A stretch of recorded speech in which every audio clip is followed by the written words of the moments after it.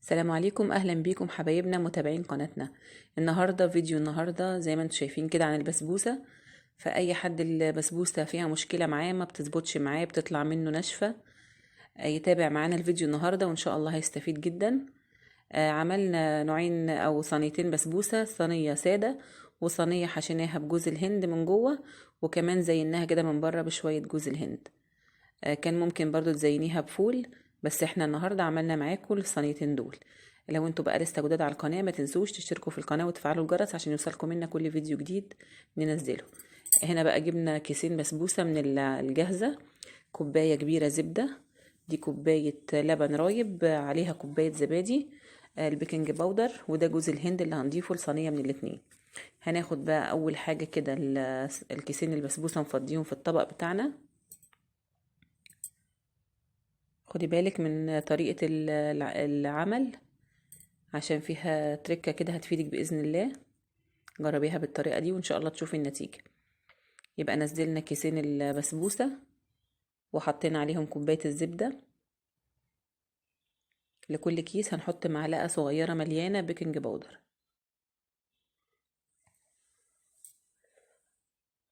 لو انت بقى حابة تعملي صينية واحدة بس، طبعا هتقسمي المكونات اللي احنا حطيناها دي على 2. حطينا البيكنج باودر والزبدة على البسبوسة. هنقلب بقى بمعلقة كده عشان بس ندوب الحاجة دي الأول بالمعلقة كده.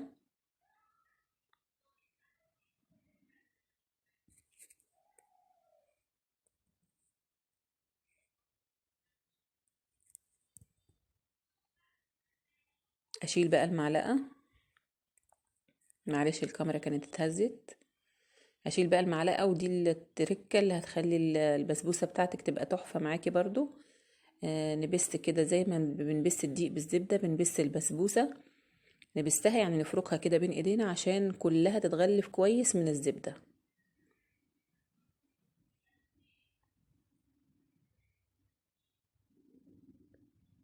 بالراحة كده، يعني مش بندعكها على ايدينا، يدوب بس كده خفيف خالص بايدينا عشان كلها تتغلف من الزبدة. نغسل بقى ايدينا عشان نكمل بقية الخطوات.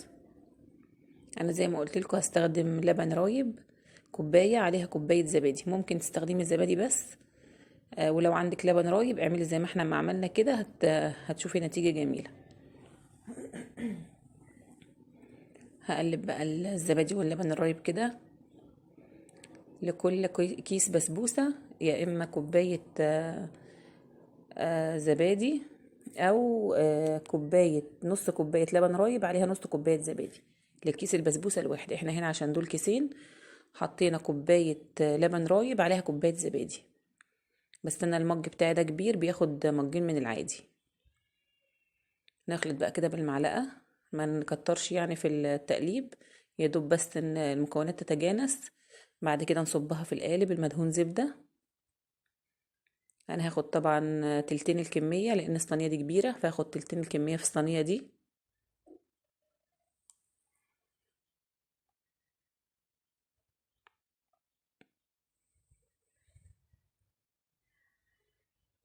اسويها بقى كده بالمعلقة كويس.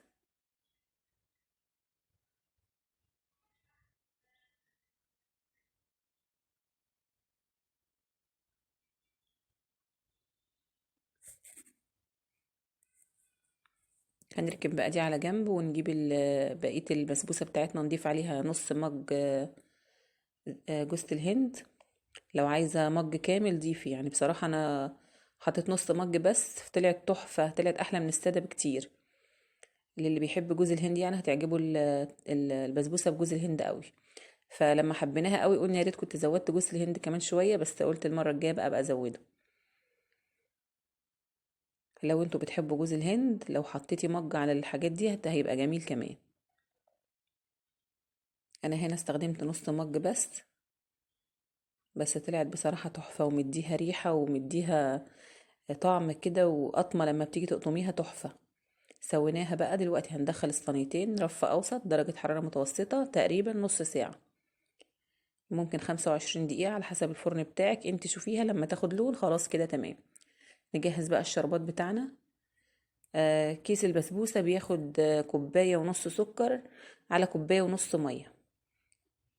فهنا انا هحط 3 مجات سكر.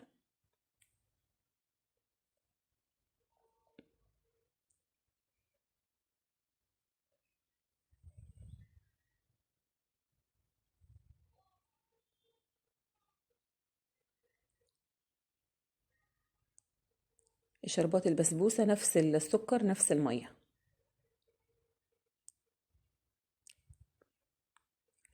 كده 3 مجات بقى سكر، هنحط زيهم مية.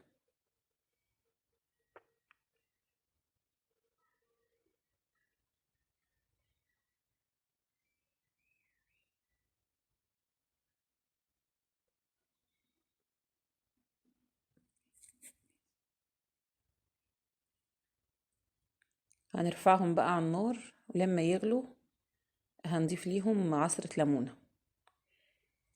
زي ما انتوا شايفين كده الشربات بتاعنا لما غلي عصرت عليه ليمونة. انت لو نص الكمية عصروا نص ليمونة بس. بعد كده هحط له فنجان عسل نحل او عسل جلوكوز، ده بيخلي السكر بتاعك او الشربات ما يسكرش منك تاني. ولو مش عندك مفيش مشكلة، استغني عنها. خلاص بقى قبل ما اطفي على طول اضيف كيسين فانيليا، بيدوا ريحة تحفة قوي للبسبوسة والشربات بتاعنا.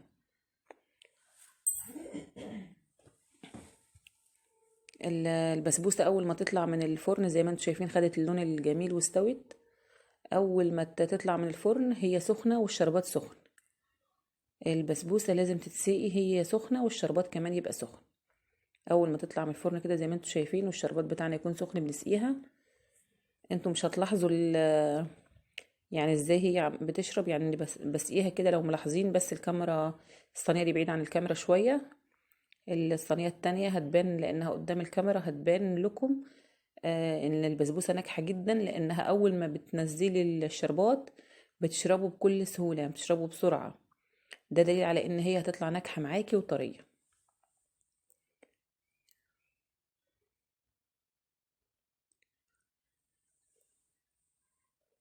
دلوقتي بقى الصينية التانية هتشوفوها. شايفين اول ما بحط الشربات ما بيبانش، هي بتشربه بسرعة. ده دليل نجاحها ودليل على ان هي هتبقى طرية معاكي.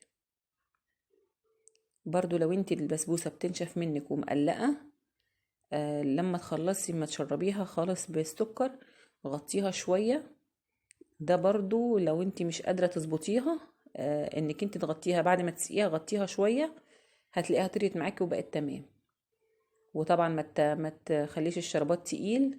شربات البسبوسة ما بيبقاش تقيل، يعني نفس مقدار السكر نفس مقدار المية. وما بتخلوش يغلي كتير على البوتاجاز عشان ما يتقلش برضو منك.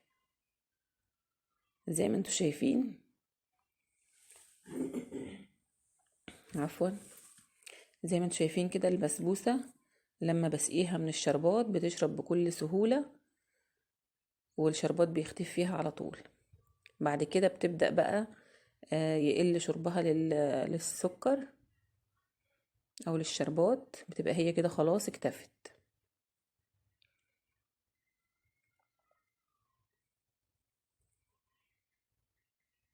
ممكن بقى تزينيها وهي عجينة لسه، كنتي حطيتي عليها فول لو بتحبي. اي مكسرات تحبيها كان ممكن حطيتيها وهي عجينة قبل ما تدخليها الفرن على طول. كده خلاص دي اللي بجوز الهند. زيناها بجوز الهند كده من بره. بصراحة يعني ام جوز هند كمان عجبتنا اكتر من السادة، بس برضو الاتنين حلوين. يا رب تجربوا الطريقتين وتعجبكم. ما تنسوناش بقى لايك للفيديو واشتراك للقناة. اتمنى كل فيديوهاتنا تجربوها وتنجح معاكم وتعجبكم. سلام عليكم.